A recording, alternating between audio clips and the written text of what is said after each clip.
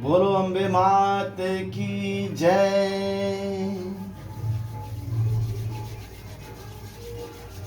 हे मैया, हम सबको सद बुद्धि दे, हमें ज्ञान दे, हमें सबका सम्मान करने का और सबके साथ प्रेम व्यवहार से रहने का ऐसा आशीर्वाद दे। हे माँ, हमारे मन में सदैव करुणा उत्पन्न हो, दूसरों के लिए सदैव प्रेम भावना और मिलनसार रहे, ऐसी ही हम कामना करते हैं। हे मैया, हम पर अपनी दया दृष्टि सदैव बनाए रखना। हे माँ, इस पृथ्वी पर भिन्न भिन्न प्रकार के जीव जंतु पशु पक्षी नर नारी दानव मानव सभी रहते हैं और ये सभी आप ही की कृपा से जीते हैं।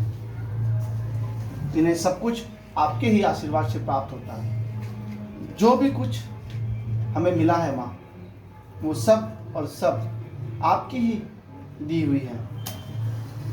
आप तो जगत जननी हैं, इसलिए माते हम आपके बालक हुए और अपने बालकों को अपने आंचल की छांव में रखे रहें, ताकि आपके बालक सदैव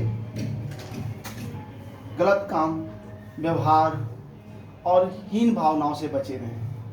हे माँ, इस नवरात्रे समस्त संसार को ज्ञान और वैभव का आनंद प्रदान हो, ऐसा ही मैं आपसे आशीर्वाद चाहता हूँ माते। ओम वक्रतुंड महाकाय सूर्यकोटि समप्रभा निर्विघ्नं गुरुदेवमेव सर्वकार्येषु सर्वदा। या देवी सर्वभूतेषु सृष्टिरूपेण संस्थिता नमस्तस्यै नमस्तस्यै नमस्तस्यै नमो नमः। ओम मंगलम भगवान विष्णु मंगलम गरुड़ध्वजा मंगलम पुंडरीकाक्षय मंगलाय तनोहरि। ओम नमो लक्ष्मी नारायण नारायण नारायण नमो नमः। ओम नमो लक्ष्मी नारायण नारायण नमो नमः।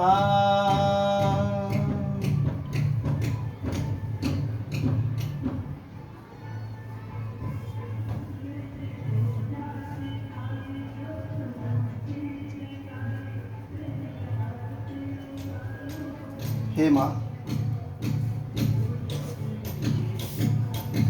आपका आशीर्वाद, आपका प्रेम, आपकी दया, ये सब हम सब प्राणियों पर बना रहे। हम सब ऐसे ही निरंतर अपने अच्छे कर्म करते रहें और कर्म करते हुए सदैव आपका गुणगान करते रहें, ऐसा ही आशीर्वाद हमें प्रदान करें माते। आज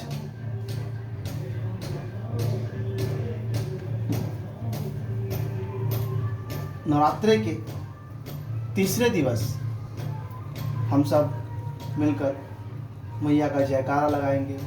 बोलो सच्चे दरबार की जय, माँ के प्यार की जय। आज तीसरा दिन माँ चंद्रघंटा का दिन है। माँ के नौ रूपों में ये तीसरा रूप माँ चंद्रघंटा का है। आज हम नवरात्रे के दिन तीसरे दिन आज हम जो कथा पढ़ने वाले हैं वो माँ सरस्वती महासरस्वती और चामुंडा जी का पढ़ेंगे। कथा इस प्रकार है। एक समय शुंभ निशुंभ नाम के दो दैत्य बहुत बलशाली हुए। उन्होंने युद्ध में मनुष्य तो क्या, देवता तक हार गए। जब देवताओं ने देखा कि अब युद्ध में नहीं जीत सकते, तब वह स्वर्ग छोड़कर भगवान विष्णु की स्तुति करने लगे। उस समय भगवान विष्णु के शरीर में से एक ज्योति प्रकट हुई, जो कि महासरस्वती थी। महासरस्वती अत्यंत रूपवान थी। उनका रूप देखकर वे दैत्य मुग्ध हो गए और अपना सुग्रीव नाम का दूत उस देवी के पास अपनी इच्छा प्रकट करते हुए भेजा। उस दूत को देवी ने वापस कर दिया। इसके बाद उन दोनों ने कुछ सोच समझकर अपने सेनापति धूम्राक्ष को सेना सहित भेजा, जो देवी द्वारा सेना सहित मार दिया गया। फिर चंडमुंड लड़ने आए और वह भी मार डाले गए। इसके बाद रक्त बीज लड़ने आया, जिसके रक्त की बूंद जमीन पर गिरने से एक वीर पैदा होता था, अर्थात एक और रक्त बीज नाम का राक्षस जन्म ले लिया करता था। वह बहुत बलवान था। उसे भी देवी ने मार गिराया। उसके सर को काटकर और उसके रक्त को अपने दूसरे हाथ के प्याले में रखकर सारा रक्त उसी में रख लिया, जिससे उस रक्त बीज का एक भी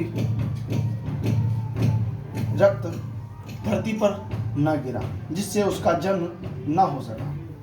अंत में चामुंडा देवी ने शुंभ निशुंभ स्वयं दोनों लड़ने आए और देवी के हाथों मारे गए। सभी देवता दैत्यों की मृत्यु के बाद बहुत खुश हुए और अपना अपना कार्य करने लगे।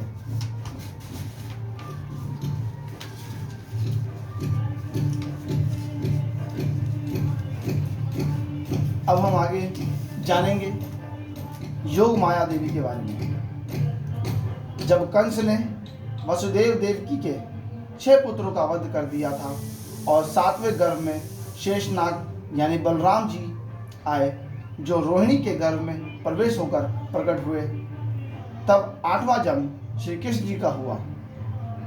साथ ही साथ गोकुल में यशोदा जी के गर्भ में योग माया का जन्म हुआ, जो वासुदेव जी द्वारा श्री कृष्ण के बदले मथुरा में लाई गई थी। जब कंस ने कन्या का स्वरूप उस योग माया को मारने के लिए पटकना चाहत कि वह हाथ से छूट गई और आकाश में जाकर देवी का रूप धारण कर लिया। आगे चलकर इसी योग माया ने कृष्ण के साथ योग विद्या और महाविद्या बनकर कंस, चाणूर आदि शक्तिशाली असुरों का संहार किया। बोलो योग माया की जय, श्री कृष्ण भगवान की जय। रक्तदंतिका। अब हम जानेंगे रक्तदंतिका के बारे में। एक बार वैप्रचित नाम के असुर ने बहुत से कुकर्म करके पृथ्वी को व्याकुल कर दिया। उनके मनुष्य ही नहीं बल्कि देवताओं तक को बहुत दुख दिया। देवताओं और पृथ्वी की प्रार्थना पर उस समय दुर्गा देवी ने रक्तदंतिका नाम से अवतार लिया और वैप्रचित आदि असुरों का मान मर्दन कर डाला। यह देवी असुरों को मारकर उनका रक्तपान किया करती थी। इस कारण से इनका नाम रक्तदंतिका विख्यात हुआ। बोलो अम्बे मात की जय। शाकुंभरी। अब हम जानेंगे माँ शकुंभरी के बारे में। एक समय पृथ्वी पर लगातार 100 वर्ष तक पानी की वर्षा नहीं हुई। इस कारण चारों ओर हाहाकार मच गया। सभी जीव भूख और प्यास से व्याकुल हो मरने लगे। उस समय मुनियों ने मिलकर देवी भागवती की उपासना की। तब जगदम्बा ने शाकुंभरी नाम से स्त्री रूप में अवतार लिया और उनकी कृपा से जल की वर्षा हुई, जिससे पृथ्वी के समस्त जीवों को जीवन दान प्राप्त हुआ। बोलो माँ शाकुंभरी देवी की जय, अम्बे मात की जय।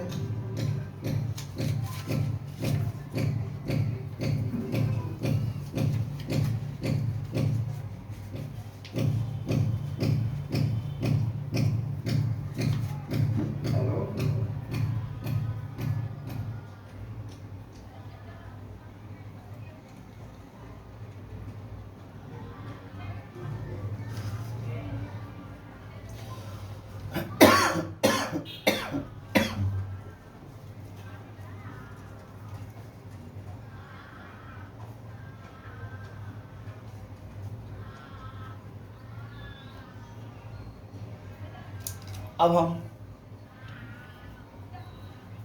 माँ चंडिका यानी कि चामुंडा देवी के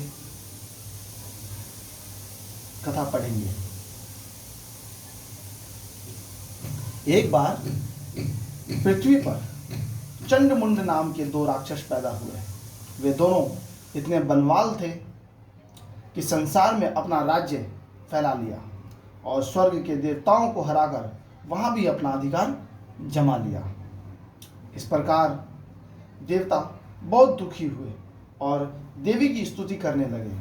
तब माँ देवी चंडिका के रूप में अवतरित हुई और चंडमुंड नामक राक्षसों को मारकर संसार का दुख दूर किया।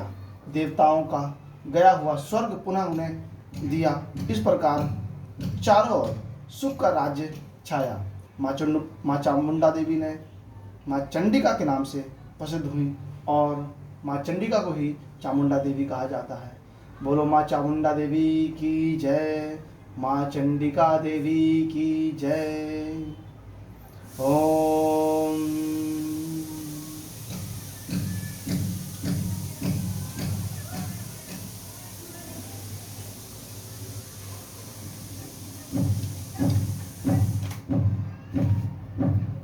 प्यारे भक्तगण, आप सभी को मैं एक बात कह दूं कि इस नवरात्रे केवल 9 दिन के लिए ही कन्याओं का पूजन करने के लिए या माताओं को मानने के लिए नहीं होता।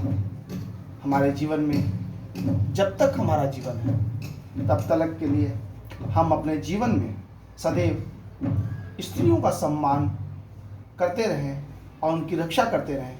इसीलिए हमारा ये जीवन मिला है।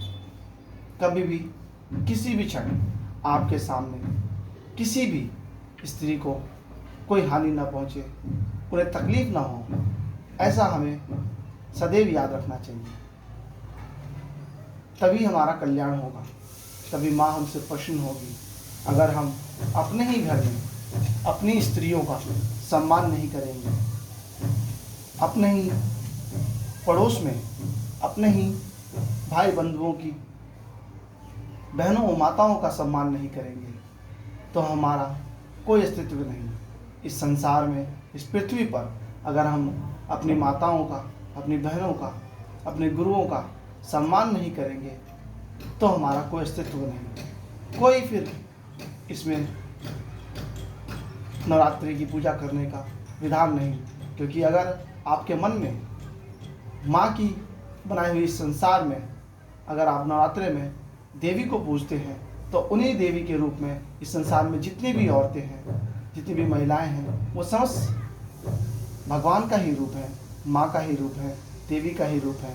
चाहे वो आपकी पुत्री के रूप में हो, आपकी माँ के रूप में हो, आपकी पत्नी के रूप में हो, आपके पड़ोस के लोगों के रूप में हो, या कोई भी हो, उन सब का सम्मान करना ही एक पुरुष धर्म होता है। इसीलिए इस नवदुर्गा में आप संकल्प लें कि आप तमाम स्त्रियों का, हर महिलाओं का सम्मान करेंगे। बोलिए अम्बे मात की जय। ओम नमो लक्ष्मी नारायण नमो नमः। इसी के साथ नवदुर्गा नवरात्रि के इस तीसरे अध्याय को हम समाप्त करते हैं और आशा करते हैं कि आप सब कुशल मंगल हों। सदैव माँ का आशीर्वाद आप सब पर बना रहे, ऐसी ही अनुकंपा आप सब पर बनी रहे।